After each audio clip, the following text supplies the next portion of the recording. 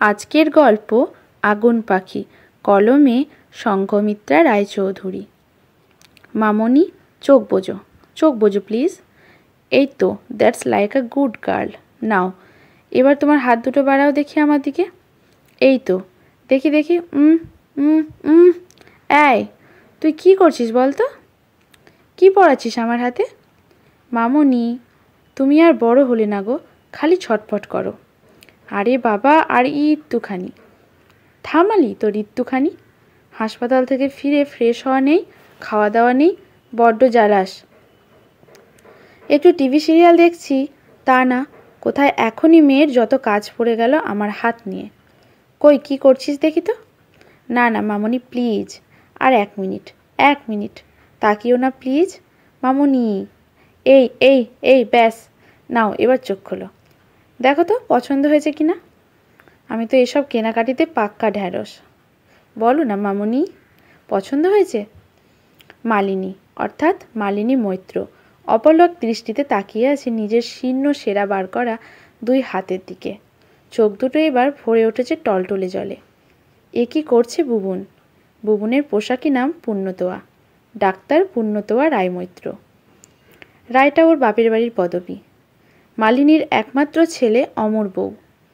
মালিনী ছেলের বউকে স্নেহ বলে বুবুনি ডাকে, এমনকি তুই তোয়াক্কারিও করে। মালিনীর মেয়ে নেই, বুবুনি এখন মালিনীর মেয়ে। কি বোঝে মেয়েটা মালিনীকে? এটা তুই কি করলি বলতো বুবুন? এমন কেউ করে?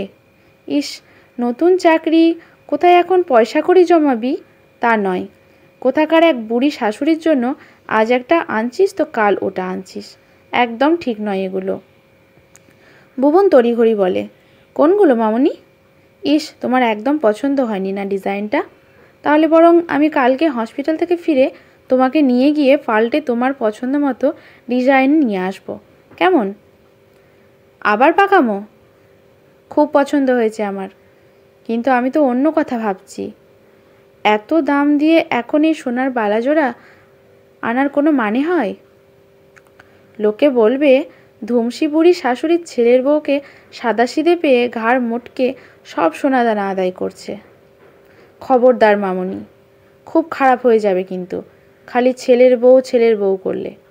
আমি তোমার মেয়ে মামনি, আর তুমি আমার শাশুড়ি না, তুমি আমার মা, শুধু মামনি। বুবুন একদমে বলে মালিনীর গলা জড়িয়ে ধরে চকাশ করে চুমু খেয়ে বলে, মামনি আমি স্নানটা সেরে আসি। তুমি আমার জন্য একটু বেশি দুধ বেশি মিষ্টি দিয়ে কড়া করে কফি করে দাও তো। উফ, 2টো ওটি ছিল আজ মামনি, মাথাটা ধরে আছে একদম। মালিনী বুবুনের চিবুক ধরে চুমু খেয়ে বলে, যা যা তাড়াতাড়ি বাথরুমে ঢোক, আমি কফি করে আনছি। এই জন্যই বলি হাসপাতাল থেকে আগে সোজা বাড়ি চলে আসবি।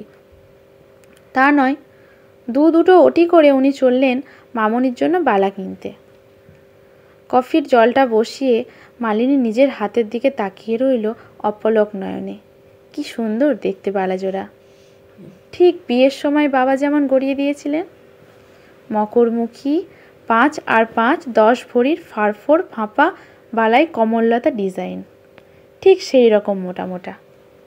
অপুর বিদেশের ভর্তির খবর পাকা হতেই মালিনী নিজে গিয়ে স্যাকরার দোকানে বালাজোড়া বন্ধক রেখে 10,000 টাকা চেয়েছিল বলে দোকানে কি ঝাঁঝিটাই না মেরেছিল মালিনীকে। বলেন কি?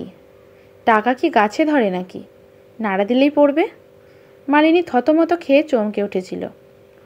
ওর জিভ গলা সব ঠোঁট সব শুকিয়ে উঠেছিল। আমতা আমতা করে কোনো মতে ঢোক গিলে বলেছিল, টাকাটা আমার খুব দরকার। আমার স্বামী বিদেশে মানে আমেরিকায় পড়তে যাবেন, প্লেন ভাড়ার টাকাটা জোগাড় না হলে। মালিনীকে বাকি কথা শেষ করতে না দিয়ে মধ্যবয়সী স্যাকরা দোকানি পানের ছোপ ধরা তরমুজের বিচির মতো কালো কালো দাঁত পুরো 32 পাটি দেখিয়ে বিশ্রীভাবে খ্যাঁক খ্যাঁক করে হেসে উঠেছিল। ও বাবা, শেষকালে নতুন বইয়ের গয়না বন্ধক রেখে বিদেশে পড়তে যাওয়া! হরিহে মধুসূদন, আর কত দেখাবে ঠাকুর, ঘোর কলি। মালিনী মহা বিরক্ত হয়ে ফুঁসে উঠেছিল, তাতে আপনার কি? যদি বন্ধক না রাখেন তবে আমার গয়নাখানে দিয়ে দিন তো। শহরে স্যাকরার দোকানের অভাব নেই, এবার চমকানোর পালা দোকানের। আপাত নিরীহ অল্প বয়সী বউটির সাথে বোধহয় আর বেশি কথা বাড়াতে ভরসা পায়নি। মালিনীরও কদিন ধরে শরীরটা খারাপ, আর এই রোদের মধ্যে এ দোকান ও দোকান করতে ইচ্ছে হলো না। বন্ধকে অরাজি দোকানি, শেষ পর্যন্ত তাই বিক্রি।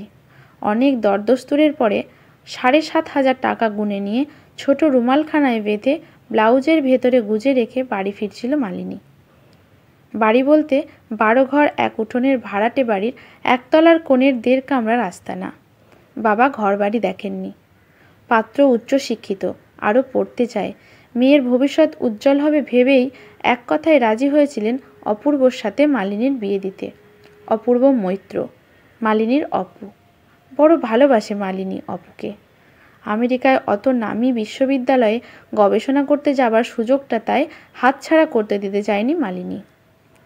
অপুর পড়ার শেষ বড় বিশ্ববিদ্যালয়ে পড়ানো চাকরি হবে, ভালো মাইনে হবে। তখন ছোট্ট একটা 2 কামরার বাড়ি করবে, নিজেদের বাড়ি। যদি এই কলকাতা শহরে সামর্থ্যে না কুলোয় তবে শহরতলিতে। সামনে কটা ফুল গাছ, পেছনে একটু সবজি বাগান ঘিরে পাঁচিলের মাঝ বরাবর সবুজ রং করা গ্রিলের গেট। মাঝখানে দ্বীপের মধ্যে থাকবে অপূর্ব আর মালিনীর স্বপ্নের বাড়ি। দেখতে দেখতে অপুর যাবার দিন এসে গেল। অপুর প্লেন মাঝরাতে, কলকাতা থেকে দিল্লি, তারপর দিল্লি থেকে দুবাই, লন্ডন হয়ে নিউ ইয়র্ক, ওখানেই ওর বিশ্ববিদ্যালয়। অপুর চেষ্টা থাকবে যত তাড়াতাড়ি পিএইচডি শেষ করে ফিরে আসতে পারে দেশে। বৃদ্ধ অসুস্থ বাবা আর তার নাবালক ভাইকে রেখে যাচ্ছে একলা মালিনীর ভরসায়। মালিনীরও শরীরটা ঠিক যাচ্ছে না কিছুদিন ধরে। সংসারে আর দ্বিতীয় কেউ নেই যে কাজকর্মে একটু সাহায্য করবে। ওদের বিয়ের আগে অপুরা পাড়ার কোণের সস্তার ভাতের হোটেলটা থেকে দুবেলা খাবার নিত। জলখাবারে মুড়ি, চিড়ে বা বড়জোর পাউরুটি। অপুর মা মারা যাবার পর থেকে এই ব্যবস্থায় চালু ছিল। কে করবে না হলে? বাড়ির রান্নাবান্নার পাট ছিল না। মালিনী আসার পরে একটু একটু করে কদিনের মধ্যেই গুছিয়ে নিয়েছে সংসার। রান্নাঘর, রাঁধাবাড়া, বাসনকোসন সব। অপু বা ভাই দীপু শুধু সকালে যা হোক একটু বাজার করে দেয়। বছর 2 এভাবেই চলেছে। অপুর সামান্য সামর্থ্য, ওই শুধু কয়েকটা পার্ট টাইম ক্লাস, কলেজ আর কয়েকটা টিউশন সম্বল। বাবার যৎ সামান্য পেনশন। কোনো মতে সংসারটা চালিয়ে নেয় মালিনী। এই টানাটানির সংসারে বিদেশে যাওয়ার স্বপ্ন তো স্বপ্নই হয়ে থেকে যেত অপুর মনে। কিন্তু মালিনীর কি সাহস! অপুকে প্রতিদিন স্বপ্ন ছোঁয়ার স্বপ্ন দেখিয়েছে। অপু জানেই না এখনো মালিনীর বালাজোড়া বিক্রি করে দেওয়ার গল্প। শুনলে হয়তো বেঁকে বসবে। বেঁকে বসতে পারে মালিনীর শরীর খারাপের কারণ জানলেও। মালিনী তাই চেপেই গেছে অপু আগে ওদেশে পৌঁছোক, তারপরে ধীরে সুস্থে চিঠিতে লিখবে সব। 3-4 বছরের তো ব্যাপার বড়জোর, দেখতে দেখতে পার হয়ে যাবে ঠিক। অপুর যাবার আগের রাতটায় 2 চোখের পাতা এক করতে পারেনি দুজনেই। অজানা ভয় আর ভীষণ উত্তেজনায় সারাটা রাত অপু মালিনীকে বুকে চেপে মিশিয়ে ধরে নির্ঘুম রাত কাটিয়েছে। আর মালিনী প্রাণপণে কান্না সংবরণ করেছে। ভোরে উঠে 5 পদ রেঁধে অপুকে খাইয়েছে মালিনী। কে জানে বিদেশ বিভুঁইয়ে কি খেতে পাবে না পাবে। একটু পায়েসও রেঁধেছিল। গল্পটির সেকেন্ড পার্ট দেখার জন্য চ্যানেলটি লাইক, কমেন্ট, শেয়ার করুন।